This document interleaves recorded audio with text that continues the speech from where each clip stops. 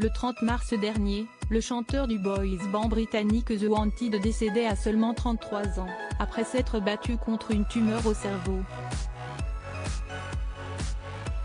Dans les colonnes du tabloïd The Sun, son épouse Kelsey Parker avait accepté de se confier sur ce drame, notamment sur les derniers instants qui ont précédé la mort de son mari. « Je me suis mise dans le lit avec lui.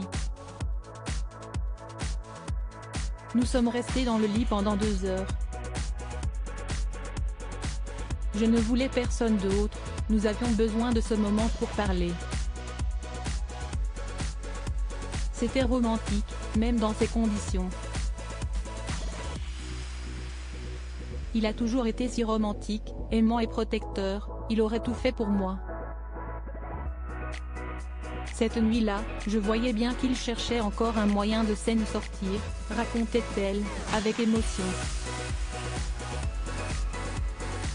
Une relation polémique. Elle était également apparue très peinée le 20 avril dernier, lors des obsèques du chanteur, devant l'église Saint-François d'Assise à Orpington, au sud de Londres. Mais depuis, elle essaie, tant bien que mal, de tourner la page et aller de l'avant.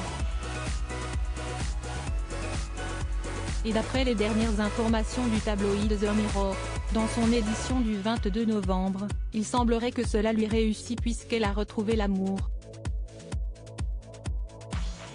L'heureux élu se prénomme Sean Bogan. Il s'agit d'un électricien. Mais si cette relation fait tant parler depuis qu'elle a éclaté au grand jour, ce n'est pas pour une question de timing, Tom Parker étant décédé récemment, mais pour le profil du nouveau compagnon de Kelsey Parker. Car en effet, au-delà d'être électricien, il a surtout été en prison pendant 4 ans, après avoir été condamné pour homicide involontaire suite au décès d'un certain Sean McDermott. L'autopsie a révélé que sa mort avait pour origine une hémorragie cérébrale causée par des blessures à la tête. Mais Kelsey Parker ne s'est toujours pas exprimé sur ce sujet. Reste désormais à savoir si elle était au courant du passé peu glorieux de nouveaux compagnons ou non.